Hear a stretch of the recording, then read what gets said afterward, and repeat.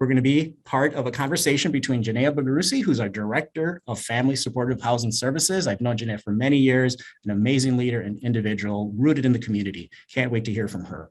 We also have our amazing VP of Advancement, Michelle Morehouse. If you don't put a smile on your face after hearing from Michelle and seeing her expressions, then I don't know what's wrong. She's just a bundle of energy and a passion for our community and also for Wilder. So look forward to hearing from her as well. So we'll be taking a deeper dive into our housing stability work in the Q&A style format, with an opportunity for you to ask your own questions. As you think of them, feel free to pop them in your chat, and then they'll be monitored, and we'll get to them after a bit. Or else, again, we'll get to the Q&A, just unmute yourself and speak up and ask your question as well. Now, I'll turn it over to Michelle and Janaea, who will share a bit about their roles and history with Wilder. So welcome, Michelle and Janaea. Thanks, Armando. So no pressure. I need to bring a bundle of energy to this conversation this morning. I'm going to give it my best shot. So my name is Michelle Morehouse, and I'm the Vice President of Wilder's Advancement Office. Next month, I will have been at Wilder for 16 years. In fact, Janaea, you won't know this, and Armando, you won't know this, because I just heard it from my mom yesterday, that literally 16 years ago today, she has a book of important dates. 16 years ago today, I accepted my job at Wilder. Oh my gosh. So, I love that. I know how cool that she keeps that, right? So anyway, so 16 years. For the first 8 years that I was here, I worked as a program developer with people like Janaea and other directors to think about community needs and the strengths of our programs and staff so that we can think about how we respond better to community. For the last 8 years, I've been in this role with the Advancement Office, working with an awesome team of 18 people who do all of our communications and fundraising and volunteer engagement. So even though I pretty much always worked in nonprofit human services, before Wilder, I hadn't worked in an organization that offered housing supports specifically. I've learned so much about the huge number of families who are really on the verge of homelessness since they're living paycheck to paycheck and really don't have extra resources for emergencies. So often they may have to prioritize which bills they pay or pretty basic things that they might not be able to buy. I remember a story that really broke my heart about a mom that Wilder helped a couple of years ago, and she had overheard her 2 little girls in the next room playing. And one of the little girls said to the other, "Do you think mom won the lottery? Like, the lights haven't been turned off for a really long time."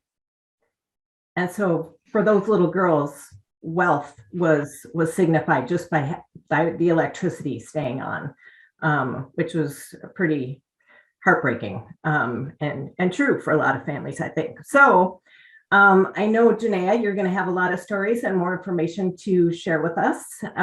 So I'm excited, and thank you again for agreeing to do this with me. So would you share a bit about yourself and Wilder's overall work in the housing area? Mm-hmm. So good morning, everybody. It's really nice to see some familiar and friendly faces. As has been said, I'm Janaea Bagarusi. I'm the Director of Family Supportive Housing Services. I have a total of 17 years of service to Wilder under my belt, but they are not consecutive. I've been back this time around for 9 years and in my current role for 5.5. If you can't tell, I really like it here. I keep coming back. The housing team also includes an associate director, 3 program managers, and 22 staff. We currently have 5 vacant positions, so this is a shameless plug to send your best candidates our way, please. The majority of our programming is about supporting families, single adults, and youth who are exiting homelessness.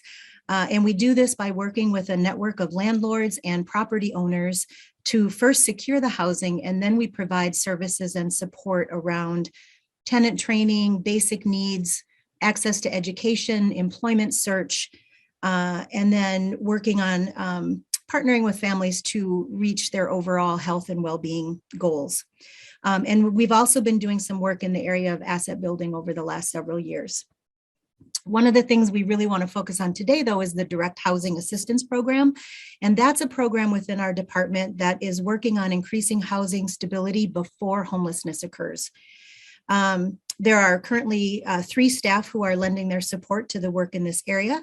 And this is all of our housing work is part of Wilder's broader services continuum that supports stability for hundreds of families in our community. In addition to housing, we provide prenatal and early childhood care, addressing the education gap, mental health, recovery, and addiction services, Meals on Wheels, and healthy aging support.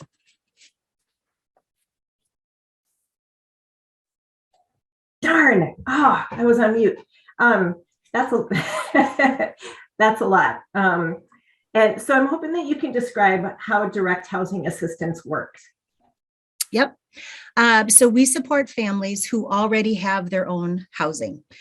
This is partial payment toward their rent or their mortgage over the course of 12 months. The total amount that we provide support is $3,000 over that 12 months, and we stagger the amounts, $350 for 6 months, $200 for 3 months, and $100 for each of the last 3 months.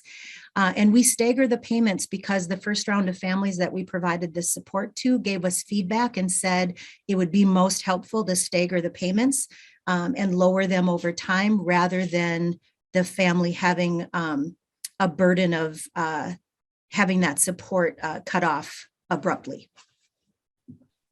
I love that. I love how you and your team talk with families, listen to them, and respond and change things so that they're really working well for families. That's so awesome. So I've been hearing more and more about these kinds of cash transfer programs that are giving dollars directly to families. In fact, I just heard a radio program about it earlier this week or last week, I think. And but you and your team started working on this like 5 years ago or more when it was pretty innovative. And I love the way the program got started. Can you describe a little bit about that? Mm-hmm. The Direct Housing Assistance Program was initiated by staff in the areas of school-based mental health and housing. We had been working on a partnership, very intentionally building our relationship and sharing programming across our respective service areas. And the conversation between the 2 staff teams recognized that sometimes we serve the same families. And at a minimum, it's pretty common that families face children's mental health needs and housing instability needs at the same time. So program staff with their expertise and data from our friends in Wilder Research demonstrated what we already understood to be true. There's a lot more support for families who are actually experiencing homelessness, and there's a gap in services for families who are living paycheck to paycheck. And so we decided that we wanted to create something to address that gap. Awesome. So how did you decide that financial support was the right way to go? And especially that amount of $3,000, which, you know, especially the amount per month that you're describing, it doesn't seem like a whole lot that would really make a difference. Mm-hmm. So we asked ourselves what would make the biggest impact. Our asset building work and the research that we did on what families who are under-resourced really need told us, unsurprisingly, that what families need is money. And so we believe strongly that it's important to trust families to make sound decisions for themselves and what they need. The research also showed that the amount of $3,000 infused into a family's annual income could really make a big impact on poverty and improving long-term stability of that family. So we designed this program to pay for the housing expenses because we also know that the housing expenses are the biggest burden on families in this country. And so we make those payments directly to landlords or the mortgage company holders, not because we don't trust the families to make those payments themselves, but because by paying that expense, then it frees up some monthly income and it makes that money more flexible. It's easier for the family to then adjust and make choices about what they need on a monthly basis. So I'm sensing a theme here. We listen to families, we trust families, and then as an organization, we listen to staff and we create things and respond in ways that really make sense. Okay, just another reason why I'm still here for 16 years. Exactly. It's the reason I keep coming back. Right, I know. So we got a question ahead of time. We had an option for people who wanted to attend to send in questions ahead of time. And one of those questions was, how do families find out about the program and who's it actually for? So in the beginning, with our partnership with school-based mental health and housing, initially it was a pilot program, and you could only access the program if you were part of school-based mental health services. And we felt it was very important because we do a lot of programming where we provide very structured, holistic services, wraparound services for the family. And there's a group of families who are connected to Wilder, but they're receiving the service they need. They don't need any other kinds of support. And so we did this pilot for families whose children were accessing the mental health clinic, school-based mental health. They already had that trusting relationship with that counselor. And so we just came in and said, hey, could you use this money? Let us help you just, sort of free up some of your own income. And because they already had that trusting relationship, it was easy to launch the program, launch the pilot. We got a lot of positive feedback from the families who were in the pilot. The families spread the word to other families like they do best. Staff started spreading the word to other staff like they do best, that this was something that's really working, and that it was true. Like we really weren't trying to just like offer money and then do something, some hidden agenda. So the bottom line is that it's for families, and it can be single adult households that are connected to a Wilder program. There is an income guideline. And so we look at the whole annual total household family income. That is families who are receiving 200% of the poverty guidelines or less. We don't expect people to understand what that means. There is an application that is on wilder.org under the tab of what we offer. And you can also, if you're already connected to a Wilder service, just ask that person that you are closely connected to, fill out the application, and then we will do the rest to help you figure out if it's a fit. Fantastic. I know your team has done everything they can to make it a really easy process for families to get involved. So another thing that I think is brilliant and is in line with your comments about trusting families is that there aren't restrictions or parameters about how families can spend those extra resources that they have freed up because part of their housing expenses are being paid. So can you talk a little bit more about why that is, how this whole thing is designed? So absolutely. This program is about trusting families. We believe that families know exactly what they need to get ahead. And families who need a little more financial support are no different than the rest of the families, right? They're no different from any of us. We all want the same things. We want a fulfilling life. We want a stable house. We want a good job. We want to create stability for our children if we have them, and create our own futures. And so we believe that families know what they need in order to provide this. Years ago, there was a family that worked with us who used the money they saved from the DHA, from direct housing assistance, paying a portion of their rent, to pay down some debt. And in turn, they were able to buy a reliable vehicle. It turns out that a child in this family was really struggling in school. When they were at school, there was some behavior issues, and their grades were really not where everybody wanted them to be. And the absenteeism made it hard for that child to keep up with their learning. And then, every time they came to school, there were distractions. By getting a better car and being able to take their child to school every day, this situation really remedied itself. And so can you imagine if we had somehow interfered with how this family could spend their money, if we required the money to be spent in a certain way, or if we decided what their financial goals would be? Families understand their situations better than anybody. And so we do not ask how they're, or we do not ask that they give us proof of the money. We just want the stories at the end of what it did for them. Right. So with that family, conceivably someone could have said, you need to spend that money on a tutor, right? Because your child is not doing so well in school. Absolutely. On face value, right. When people think that they know what's best, they often are going down the wrong path.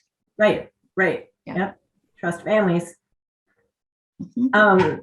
Okay. So I know we're not saying how they need to spend the money, but we're tracking how they're doing it so that we can have a better idea and also inform, other programs and policymakers of what families actually need to get ahead. So what are we finding out? So we work with Wilder Research, and one of the things that we ask families is that at the end of the program, they do an interview where they will share with us how this benefited them, what changed for them over the year, and how they did spend that money. We've heard directly from many of the families that the help on housing costs gave them some financial relief. They were able to pay down other debt. This often allowed for improved credit and increased savings for emergencies. And then they were able to manage their own total household finances in a much more effective way for their household. One family was able to stop working 2 part-time jobs and found a new full-time job that paid more money overall. We know that 100% of families maintain their housing stability while they're receiving the subsidy from us. And we've seen one family move through, more than one, but this one example of a family moving through one of our supportive housing programs while exiting homelessness. They transitioned to DHA. They worked on their credit and their savings. They took home buyer classes while they were in the programs with us. And then after they were exiting DHA, they actually bought a home. Now, this wasn't instant. It took over 3 years to go from homelessness to home ownership. But what determination and tenacity on the part of that family. And what we did was provide that wraparound support for what it was that they needed. We've had siblings in DHA living in separate households, both receiving the subsidy. They've been able to stabilize financially, but they've also connected to other Wilder services. Both of them are now actually receiving Meals on Wheels. And they're huge ambassadors for everything Wilder. So they get called on quite a bit.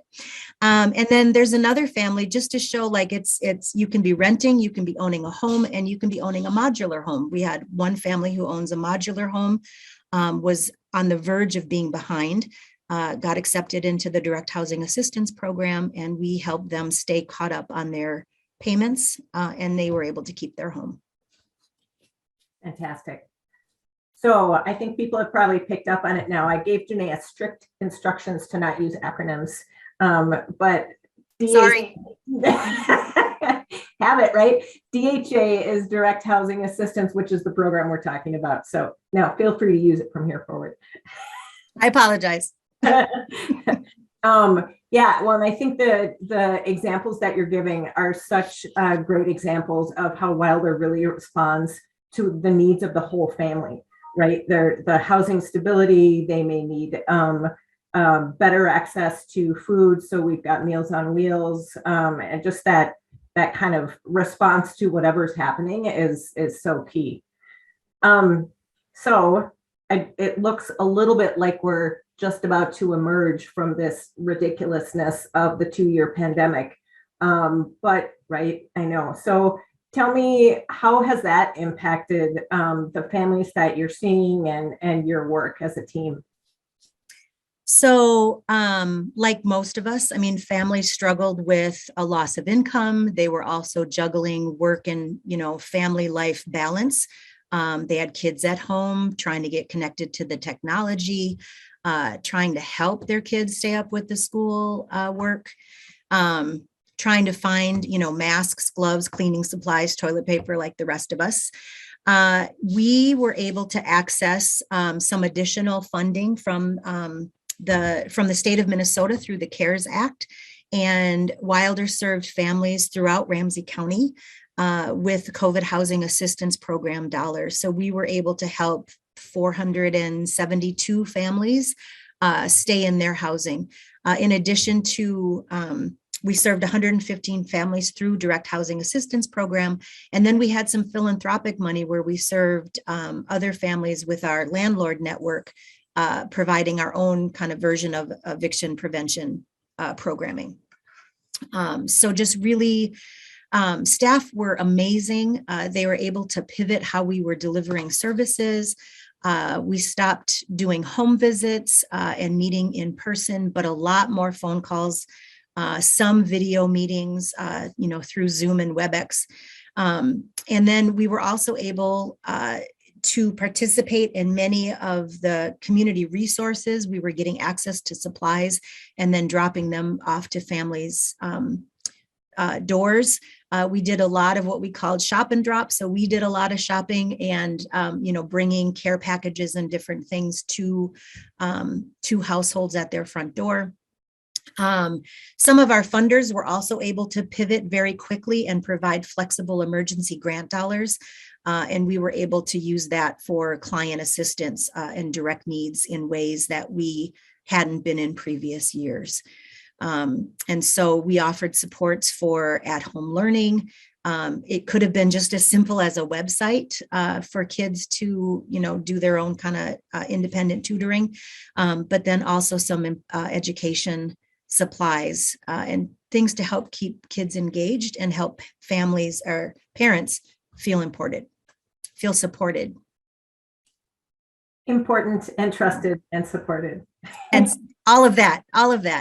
And like many organizations, as I said at the top of this interview, we did our jobs being short-staffed for the entire pandemic. So, hiring, huge issue. So you've shared a couple of little examples, but before we go and open it up to others for additional questions, I think we have time if you could share maybe one more full story of someone who's benefited from this.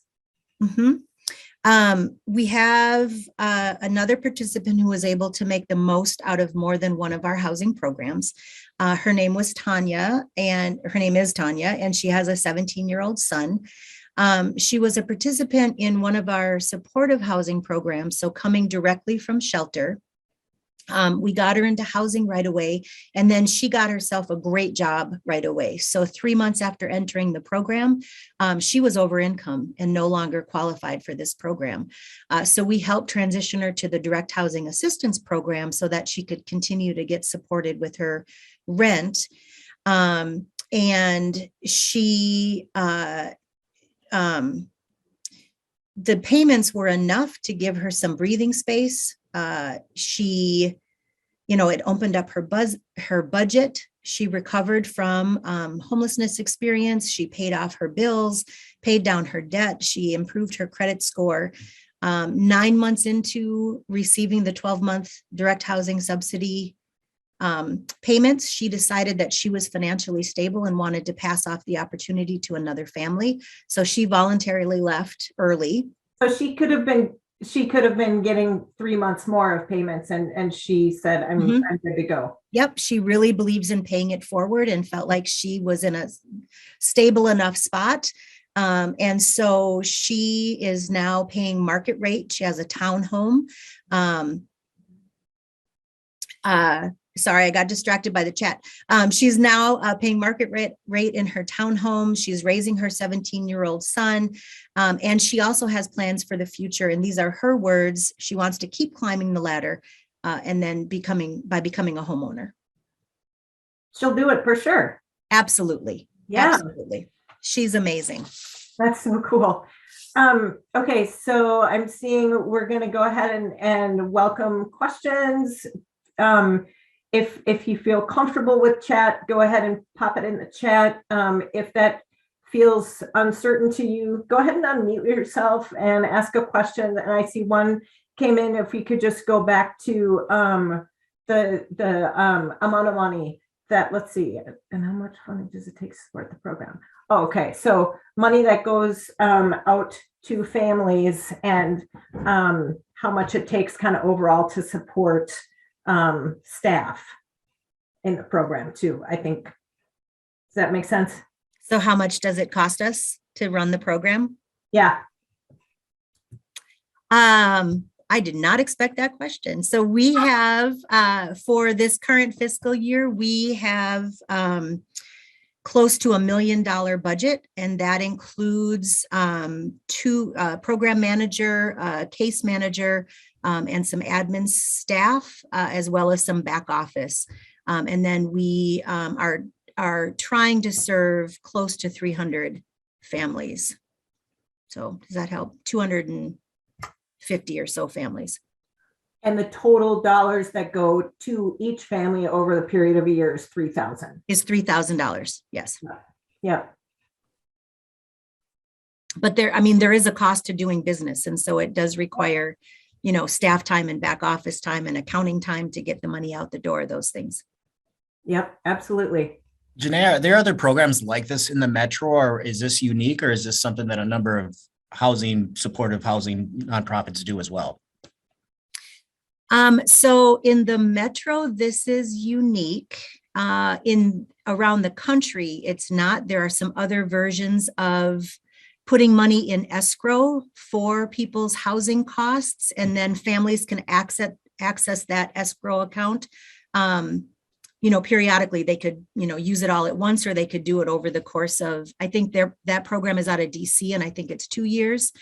And then I know that there's some work being done at the legislature with Beacon Interfaith Housing Collaborative to get more monthly housing support payments for folks who are not connected to a program and just need more affordable housing options.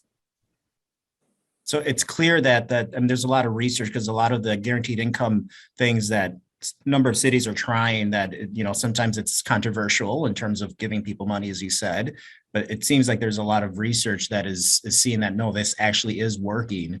And it's counterintuitive at times, right? Because often, we just give people money, they're going to use it to do other things outside of what they need. But the research has really proven that wrong.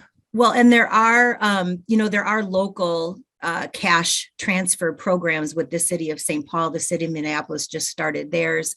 And the city of St. Paul just finished their first round of it.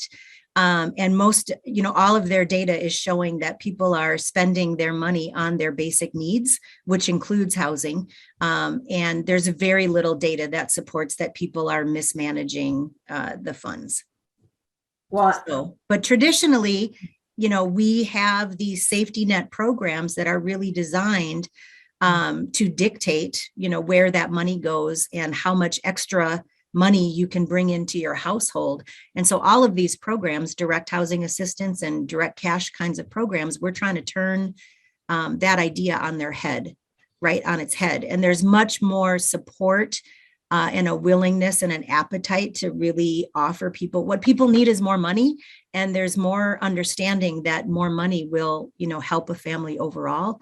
And that people who are under-resourced know how to budget, right? They don't need, there's a place for financial wellness training, but people don't need just that. They also need more money. So Janae, this is Julie Bruner. Thank you. Hi, Julie. So if you had $2 million, my question is, are you keeping a waiting list? If you had $2 million, would you be able to serve 550 families? We don't have a waiting list, and yes, we'd be able to serve more money. So in complete transparency, we recently just revamped the application, in-house. And so it's easier for people to complete that application.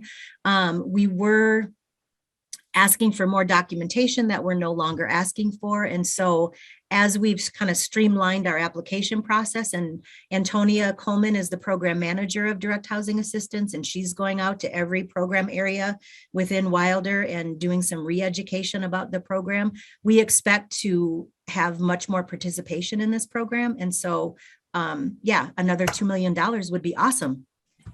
So we're really taking our whole family approach and we're using all of our programs and we're wrapping around families to serve them. Well done. Thank you. Thanks for the question, Julie. Can we send Julie an invoice for $2 million based upon this conversation, Michelle? Absolutely. Julie Bruner, AKA Wilder's board chair of directors, or chair of board of directors. Thanks, Julie. So there was also just a piece of info in the chat from Lindsay Bacher, who's on the advancement team and helped to design this program. Thank you, Lindsay. And she was sharing that we just last year sent out over 1.02 million in housing assistance, which includes some of those government assistance dollars because of the pandemic. And I'm seeing this is another question that came in is about whether the raise in wages is helping, because people have heard about increased wages over time. But the question also says, the cost of living is also increasing. So how are struggling families able to just respond? Historically in the country, the wages have not kept up with the cost of living, right? So our minimum wage has really been under, I don't even have the words, like it's not keeping up. And so people really are struggling. And I think the pandemic really highlighted what many of us in the field already know, and people are really living paycheck to paycheck and they are on the verge, and people are making tough choices for their household on whether to, buy food, pay rent, fix the car, so I wish I had a better answer. I think the struggles are highlighted, and I think that there are ways that we can get involved with our own elected officials and other things, right, to really push for more support for everyone who's struggling. Yeah, absolutely.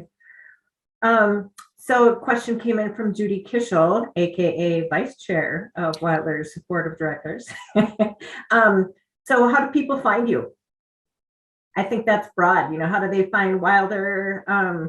Judy, feel free to unmute and clarify if you'd like, but I think how do they find Wilder and this program? Hi, Judy. Hi, Janaea. How are you? Good. How are you? I always enjoy seeing both of you on the screen. So I was just wondering, how there are families out there in need, and I feel like sometimes they're just wandering around, like, who can help me? And so I want to say, is there a billboard somewhere that they look up and say, oh, call Wilder? Or how do they find us? I think there's multiple avenues to the Wilder Foundation as a whole, right? So each program is doing kind of their own outreach. I think word of mouth is huge. And so when families have succeeded here or found something that's really useful, they'll let other people know. Mm-hmm. For many of our housing programs, we get referrals directly from the counties. And I think too, for community mental health and wellness, that's also true. And then for the direct housing assistance program, you just have to already be connected to Wilder, or we have a kinship arm that you can be the mother, daughter, sibling, grandparent of somebody who's receiving services at Wilder.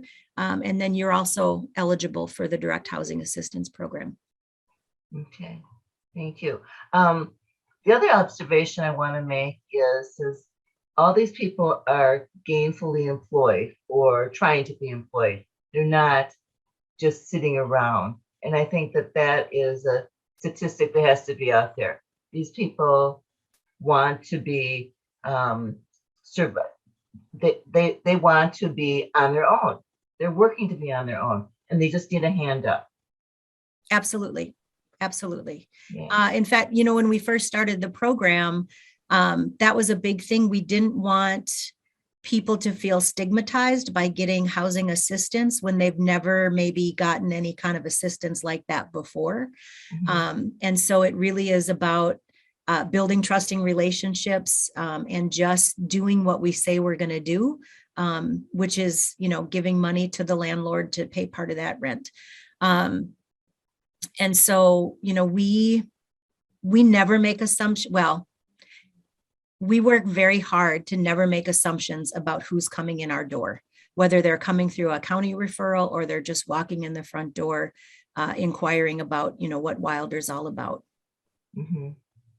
Judy, I think that that's such a great point, and the story that you told about Tanya really exemplifies that, Janaea. Because she got right in there. She got a really great job, and then 9 months in, she said, "I'm good.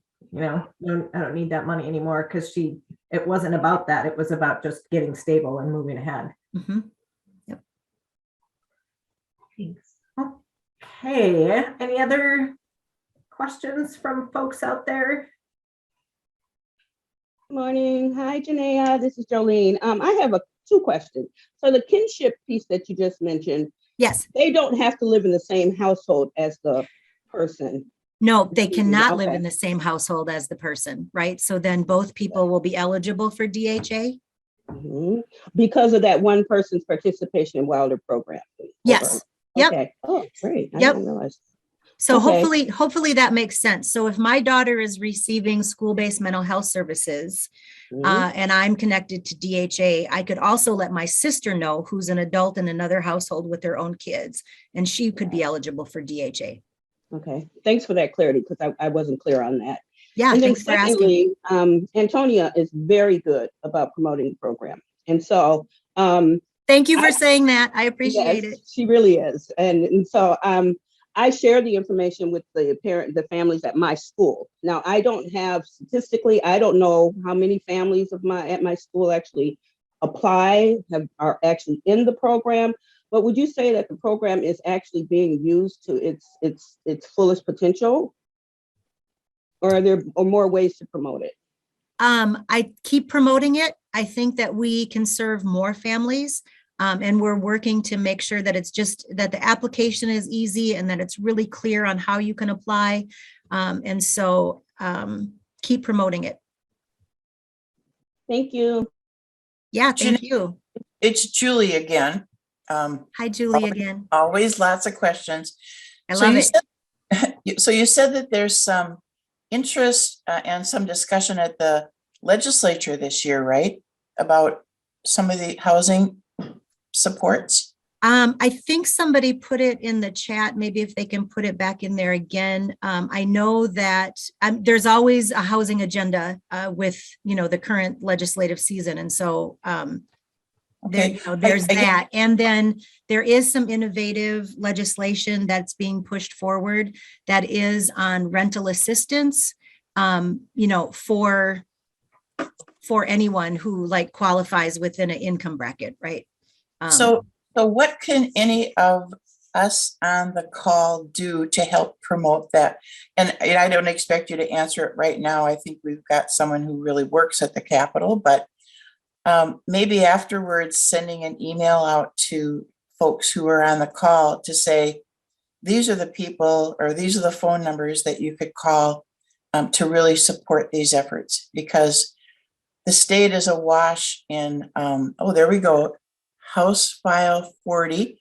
The state is pretty much awash in money right now. And I think anything that we can do to work with Beacon and with Wilder and any of the advocate organizations would be great. And I think calls from you and me, to the Capitol are important. So that's my plug for advocacy. Now I'll be quiet.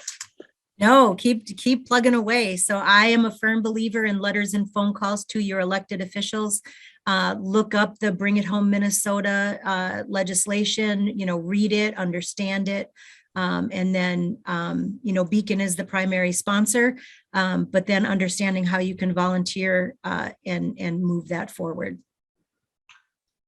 I like this idea, Janaea. I think you should train our board to do that. Say, here's your packet. Here are their phone numbers. Judy, I appreciate the vote of confidence. I think there's some other folks in the organization who are better equipped to do that, but I'm willing to help out. I've gone to the Capitol to testify when it was still in person. And so, there's a part that we can all play. So I will certainly do my part. Okay, thank you. Well, and Judy, as incoming board chair, I think that you can make that happen. Okay. You could probably talk Julie into it right now. All right, this is awesome, super fun discussion, and such great information. Any other final questions before I turn it back to Armando?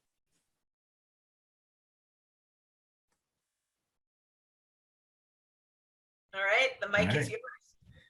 All right, well, let's give a virtual round of applause to Michelle and Janaea, please. You can use your emojis, you can use your hands as Julie and Judy are doing on the screen, but thank you so much for your passion and also your staff too, Janaea. You have an amazing group of staff that, as you alluded to, have been on the front lines. In the Cross Wilder, we have hundreds of staff that have never been able to do things remotely because they're needed to be in person. And I know a lot of your staff, while been able to do some stuff remotely, that relationship with individuals and families is critical in person. So thank you for your commitment, Janaea, and I hope you don't leave anymore, so you don't have to come back and forth. So just stay here as we move forward. And thanks, Michelle, for everything that you do and your team does as well. So, all right. Well, thanks to all of you also for asking the great questions in the chat, and also just unmuting yourself and being brave and asking the question. Appreciate it. So we have a lot more content about our housing stability work and the campaign at www.wilder.org/families as well. So if you're interested in participating in the campaign, this is a shameless plug, please reach out to Michelle, who you saw here facilitate the discussion. On her cell phone is 651-335-9935. Again, 651-335-9935, or you can email her at michelle.morehouse@wilder.org. And again, a special thanks to many of you, institutional funders and individual donors, for supporting the campaign as well. So at this time, we're going to roll the campaign video to leave you with an uplifting note. So we're very grateful for your time, and thanks again for joining us. Hope you enjoy the video. So hang tight here, and we're going to play that. So thanks again.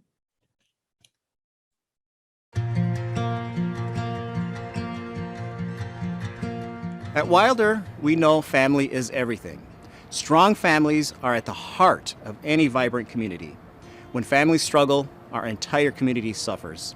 And when families thrive, our whole community benefits. My name is Courtney, and I live on the east side of St. Paul. I'm a shelter advocate, and I'm also a PCA worker as well. Well, part of how I became part of Wilder, we all got hit with the pandemic and COVID.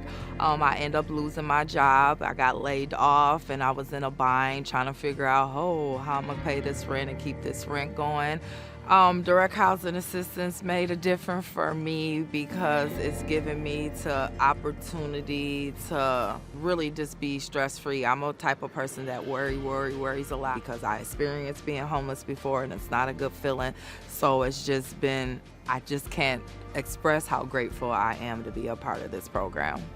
It's been awesome. I've been able to elevate and get a better job experience, and now I'm working as a shelter advocate, and it's been the most awesome experience ever. So it's been a blessing for me. Through the Campaign for Families, we are raising $17 million to stabilize thousands of families, improve the mental health and well-being of our children, and build community wealth through life-changing connections.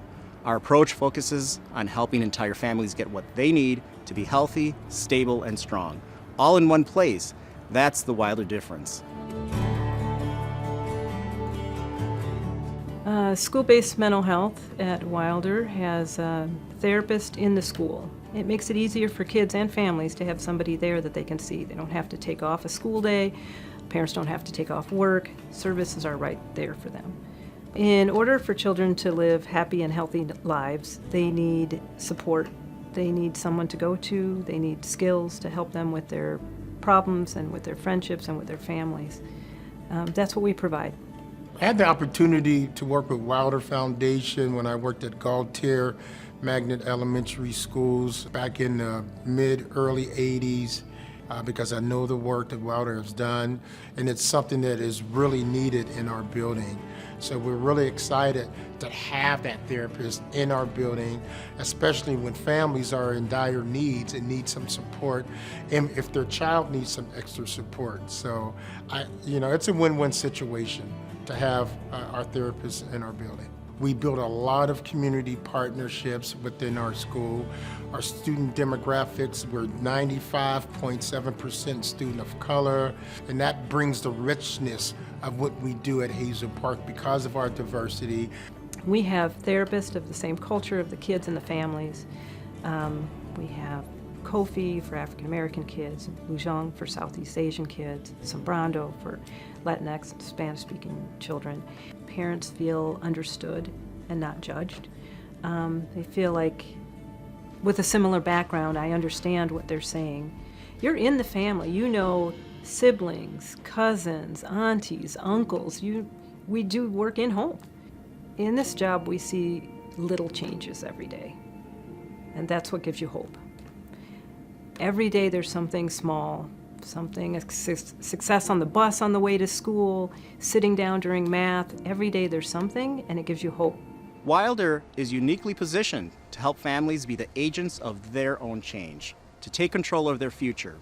We have a culturally diverse staff who reflect the people we serve, an expert research team, and deep community roots. Courageous change takes all of us, and it takes investment. Please join us in the campaign for families as we build a stronger St. Paul, one family at a time.